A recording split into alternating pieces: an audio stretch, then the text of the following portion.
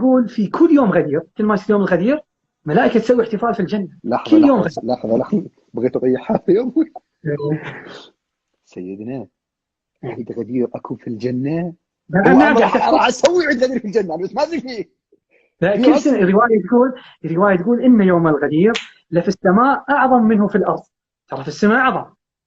بين روايتين إن في كل يوم غدير الملائكة تذهب للجنة، تروح على مكان فردوس وتزين وتحتفل وكذا في كل يوم غدير. كل يوم غدير تسوي كذي الملائكة. وما أعتقد أن المسألة خاصة فقط قبل ما أدخل أخوي، إذا كانت موجودة يعني الرواية ما صرحت بعدين، بس واضح أنه لما أنها قالت كل مرة فمعناته حتى الظاهر وإحنا هناك راح نحتفل إن شاء الله. يتغير الجنة، يتغير. الرواية تقول يحتفلون احتفال في يوم الغدير، تنثر وتسبح الله وتعبد الله أكثر. شوف شلون يوم عظيم ومبارك هذا يوم الغدير. فهذه دعوة أنه لازم نراجع أنفسنا، لازم نعلم علمنا، ولازم نهتم فيه، ولازم نفرح فيه، ولازم الفرح يبين علينا، ولازم نحدد عيالنا في هاليوم.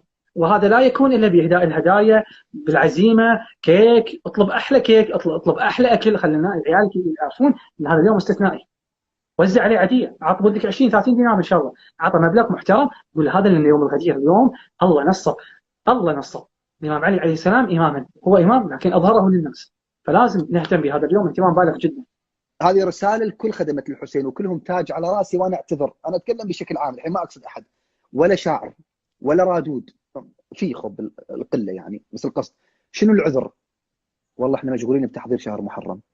يا جماعة لحظة، كأنك ما يصير تقول لي أنا مشغول بالصلاة فما أقدر أتوضأ، ما يصير هذا ما يصير. علي بن أبي طالب سلام الله عليه خب ما تحضر محرم، وحضر حق عيد الغدير قبلها بسنة، قبلها ب4 أشهر. كان يصير عندك شوال في مناسبات اقل اشتغل في شهر رمضان، الحين كورونا، الحين خب اشتغل يا اخوي، عيد غدير. تبي تستعد المحرم، تبي قلبك يتوجه مع الحسين سلام الله عليه، تبي تبكي، تبي تواسي الزهراء، اشتغل مع علي بن ابي طالب عيد الغدير.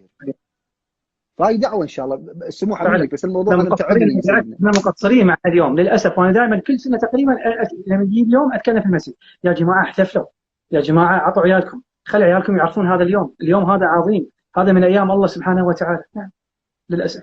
دعوه للكل ان شاء الله انه نتعاون، وهذا قطعا من مصادق احياء ذكر اهل البيت عليهم السلام، واحياء ذكرهم له اثر كبير في الدنيا واكبر منه في الاخره. دعوه